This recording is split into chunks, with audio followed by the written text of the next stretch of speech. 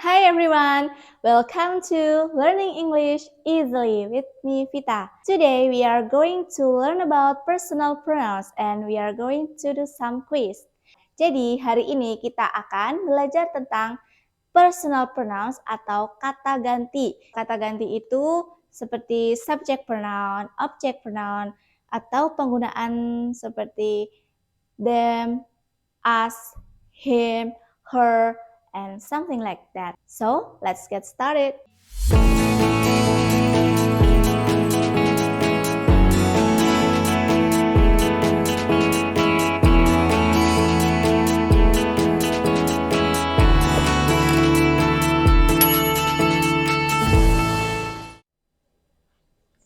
Ya, personal pronouns.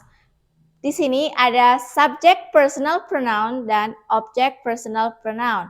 Untuk subject personal pronoun is used when it acts as the subject of the clause. Jadi, subject pronoun digunakan pada awal kalimat dan posisinya dia adalah sebagai subject. Sedangkan object personal pronouns is used when it is the object of a verb. Nah, jadi object pronouns digunakan sebagai objek dalam kalimat atau digunakan setelah verb. Nah, untuk lebih jelasnya di sini ada tabel subject pronouns dan object pronoun. Anggota dari subject pronoun adalah they, we, she, he, I, you, it. Nah, sedangkan untuk object pronoun, anggotanya adalah them, us, her, him, me, you, it. Oke. Dalam subject pronoun, they diubah menjadi object pronoun menjadi them. We menjadi us, she menjadi her, he menjadi him, I menjadi me, dan di sini ada you tetap you, dan yang terakhir it tetap it. Nah, jadi di sini yang tidak ada perubahan adalah you dan it. Kalau yang lainnya berubah. Nah, oke. For example, they give me a candy. They, ya. They di sini sebagai subject pronoun karena they ini berada di awal kalimat. Subject pronouns. Give me a candy. Give. Dia adalah verb. Give ini sebagai verb. Nah, di sini ada me. Me sebagai object pronoun. Tidak mungkin kita menggunakan I. Jika menggunakan I, jadi kalimatnya they give I a candy. Itu adalah kalimat yang salah.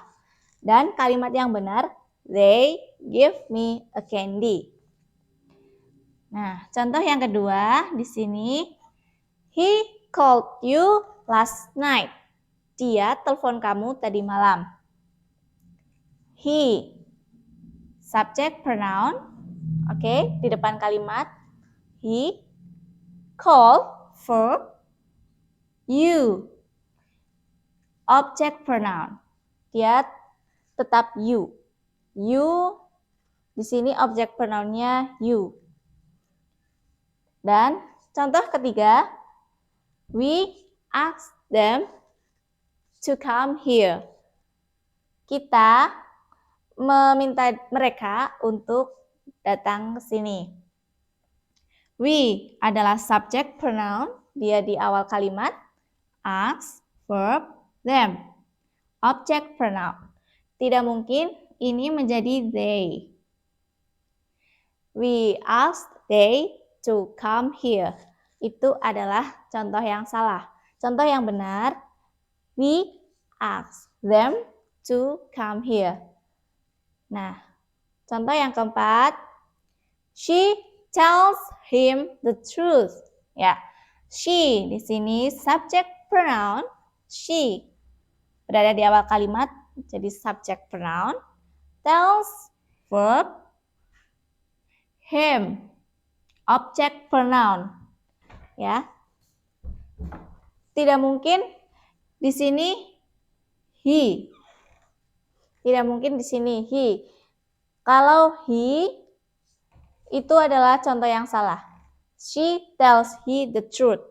Itu salah. Yang benar adalah she tells him the truth. Dan contoh selanjutnya, I love her very much. I subject pronoun di awal kalimat, love verb, her adalah object pronoun. Tidak mungkin kalimatnya menjadi I love she very much. That's wrong. Itu salah. Yang benar adalah I love her very much. Now it's time for the quiz. Number 1. Yeah. We, us, share, they, them, the picture. Untuk di sini ada we, ada us karena berada di awal kalimat harusnya ini sebagai subject pronoun. Untuk subject pronoun berarti kita pilih yang we. Ya, we. We share, they atau them. Oke, them. Karena object pronoun. Them. We share them the picture. Next, number 2. Her, she helps we, us in the kitchen. Karena di awal kalimat, jadi kita menggunakan subject pronoun. Nah, subject pronoun dari her atau she, di sini kita pilih yang she. Oke. Dan sedangkan ini, karena posisinya setelah helps atau setelah verb, jadi kita menggunakan object pronoun. Sebagai object pronoun di sini berarti us. Ya. She helps us in the kitchen. Nah, number 3. I, me, make she, her feel sad. Oke. Subject pronoun di sini adalah I. Ya, karena berada di awal kalimat, kita menggunakan I sebagai subject pronoun. Make, she, atau her.